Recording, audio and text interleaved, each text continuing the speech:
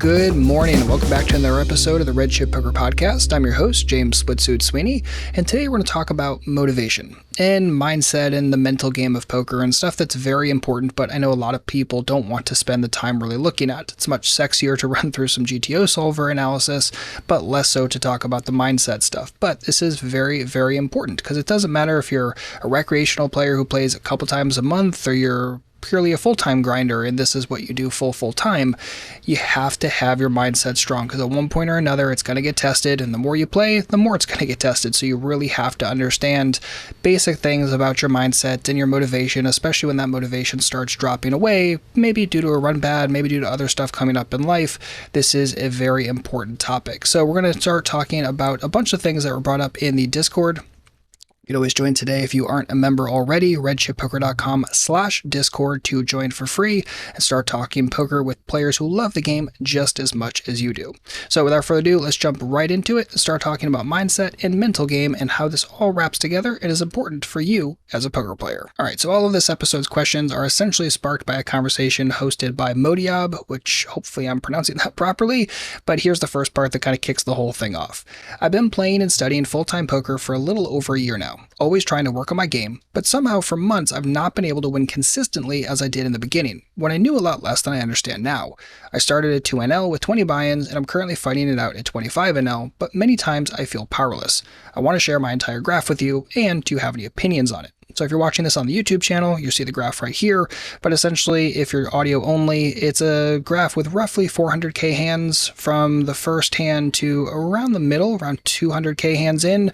You have a pretty nice upshot towards 2k profit, and then after that you have roughly a 200k break-even stretch. So let's talk about any opinions on this overall graph and how we can think about things. So one of the key pieces of information that was missing from Hero's graph is the BB per 100, essentially their win rate overall, not just in raw dollars, but also in BB per 100. So it ended up coming out later in the conversation, and we find out the Hero's win rate is less than 2 BB per 100. And the really important thing to understand is that if you have a BB per 100 that's under 2, your variance can look absurd. And 100k break-even stretches are something that can 100% happen and are quite possible with a win rate that's under 2 BB per 100. So it's important that you don't just say, oh, well, we're looking at a positive graph here and that's all well and good. Looking at BB per 100 can really help you conceptualize what the overall variance might look like. And you can use a tool like PokerDope and kind of plug in a standard deviation and also your current win rate and see what the possible outcomes might look like over some different stretches of hands. So essentially at this stage in the game, I would say that you have two major options. One is to focus heavily on increasing your win rate. And I think this is the one that most players should heavily focus on. And anyone who's studying poker, if you're listening to this podcast, chances are that's you. This is something that you should be focused on. It's what your study time is really trying to do, is trying to increase your win rate overall, because nothing is going to crush variance quite like an improvement to your BB per 100. It's going to smooth out your overall variance. It's going to minimize how long those downswings can be, and that's going to be a very, very good thing overall. So make sure you're focusing on that usually first and foremost, because the other option essentially says, hey, I don't think there's much room I can do into improving my win rate. I think I kind of have a maxed out BB per 100 at this point, and as such, I'm just going to focus on putting my head down and really getting through the grindstone and putting in as much volume as humanly possible. Now, the issue is some players will say, yep, that's me. That's what I'm going to do. I'm just going to rip through as much volume as I possibly can.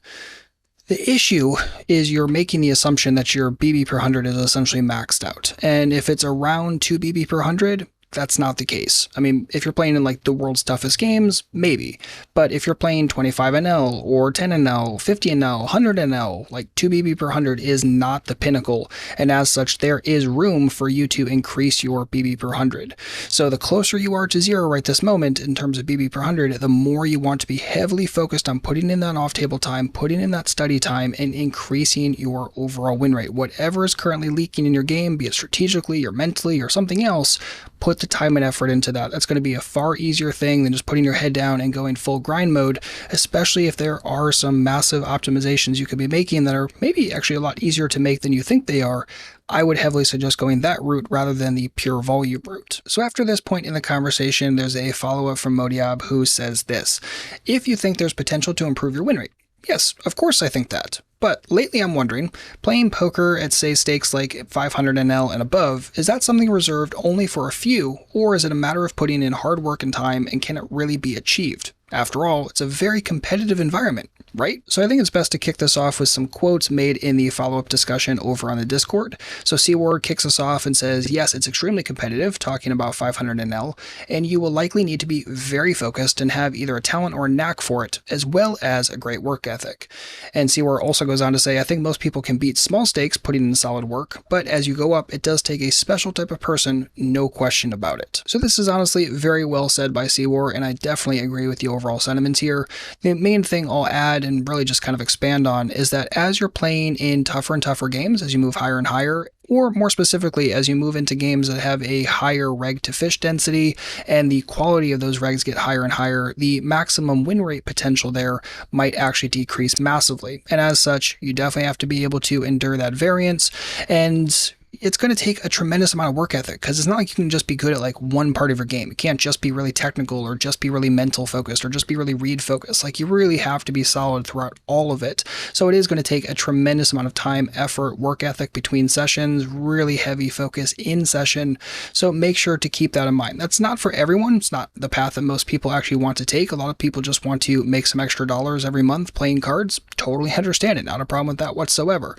But if you do aspire to play in super tough games, understand the time and effort it's going to take and what you're dealing with, especially in terms of overall variance, if you don't tighten up and strengthen up the major parts of your game that are going to impact that overall win rate at the end of the day. And then I want to give another notable mention to Yakum, who says this in the conversation. Don't be afraid to move up and down stakes to find the best tables. Even if you're a crusher, a 100 NL 6 max table with 3 fish is likely more profitable than a 500 NL table 6 max again with 5 other regs. So again, you're noticing this underlying sentiment of how can we look at improving our overall win rate, right? Playing 100 NL with a couple of fish is going to be more valuable than playing higher stakes just for the sake of playing higher stakes if the game is way tougher.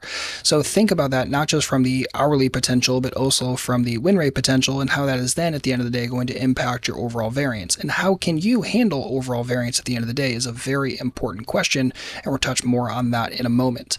But essentially, if you are playing online, you're playing full time, you should really be able to search around and play a bunch of different games. Look for different rooms, right? If you're looking at stars and 500 zoom on stars is like kind of thought of as like the toughest game out there, maybe that's not the place you look at putting in all of your volume. Maybe there are other 500 NL games that are much better, higher quality. Maybe they run a little less often, but you have to look for those games online. Look for other rooms if you have those options available to you, rather than playing in 500 zoom if it really is the toughest game and not really where you want to be cutting your teeth. And now let's wrap this all back with motivation with the third part of Modiab's question, which says, guys, what do you do when you have no drive to play whatsoever? Normally, I love to study, but time to time, I have no motivation to study and play, and I don't have fun while playing.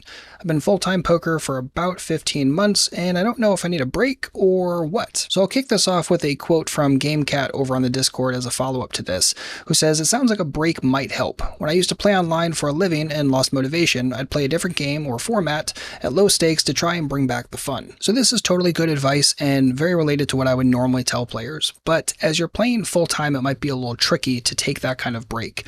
But one of the things I think you need to be aware of, especially as you're playing poker closer to full time, is making up a higher density of your income streams, of your overall hours spent per week, is looking at how close you are to burnout and always keeping a thumb on that pulse. If you don't know kind of where you are related to burnout, it can be very difficult, it could sneak up on you, and it's really one of the worst things, because once you hit burnout, your motivation to want to study, motivation to want to play is going to go way down.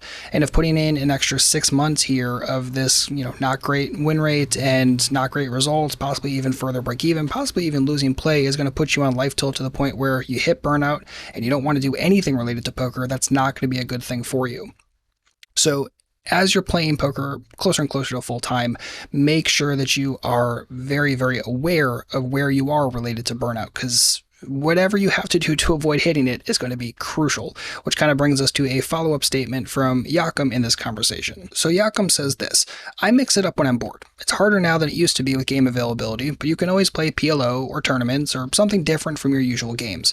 I think there's a reason that high-stakes crushers seem to come and go. the amount of drive and effort to get there and stay there is immense. And most people, once they've made enough money or risen to the top, just lose interest in staying there and want to move on to something else. So this is excellent, excellent advice. And honestly, poker becomes a grind because if you think about playing poker every single day, you're really making similar decisions every single day. Like there's nothing new being introduced into the equation. Maybe there's a slightly trickier hand or a slightly closer spot, but at the end of the day, it's really just repeatedly doing the same thing. So mixing it up is very, very good. Playing a different game format is very good as well. Possibly if you're a cash game player only, maybe start playing some tournaments, just again to start seeing things in a new light, a little bit more fresh, a little bit more new, so it kind of brings some of that excitement back. And especially if you can play games that could have some tangential skills, that could be very, very helpful for your overall main game. So for instance, playing PLO, getting your head wrapped around things like blockers and combos and bet sizing can be very, very helpful, and it can translate back to whatever game you normally play first and foremost. This is one of the major things that I suggest. If you are starting to hit that burnout point or that, I don't really have much motivation, try a different game. And going from cash to tournaments, I think makes a tremendous amount of sense, if nothing else, because there can be some really good win rate potential. MTTs are typically thought of to have a higher win rate potential than cash, so that might be a really nice place to start. And again, because you still rely on poker because you're playing full time, you can't just totally go into nothingness when it comes to bringing in income. So maybe transitioning over to tournaments, still having a positive hourly, could be much more valuable than just playing 1 cent, 2 cent PLO if that's just not going to pay the bills at the end of the day. And I can't imagine that it would. The other thing is also just when your motivation gets a little bit lower is to get back in touch with why you started playing poker in the first place. Especially if you started playing for a while and then you transitioned over to full-time or even playing semi-pro, there's a reason why you did that. Maybe it's because you wanted control over your hours. Maybe it's because you just simply like this more than anything else in terms of working at an office or something like that. There's something that you really like about poker. So really getting back to that and understanding, why did I start playing this? Why did I want to continue playing poker is going to be very, very helpful. And for a lot of players, it's going to be quite different. Obviously, we like to make money from this game, but beyond that, there's usually some differences between why people play this game and continue playing this game overall. And something else to do when that motivation starts drying up is to really get back into studying. And again, you can go study a different game format, right? Again, if you normally play cash, maybe go study tournaments for a little bit.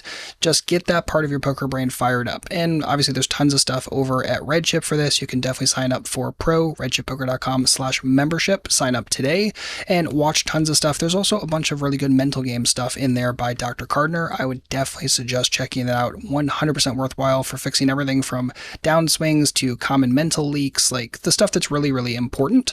And also possibly learning another game through videos or books, that kind of thing as well. Like watching Big O content I've found to be very, very helpful.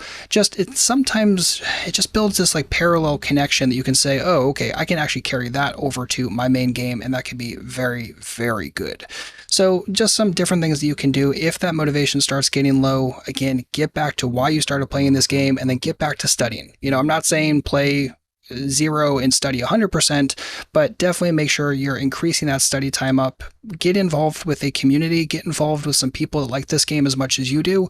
And obviously our Discord is a great way to do that, great place to do that, but definitely get back to studying, right? A lot of players, when things start going bad, they just want to either play more or just quit playing altogether, and they don't really think about studying.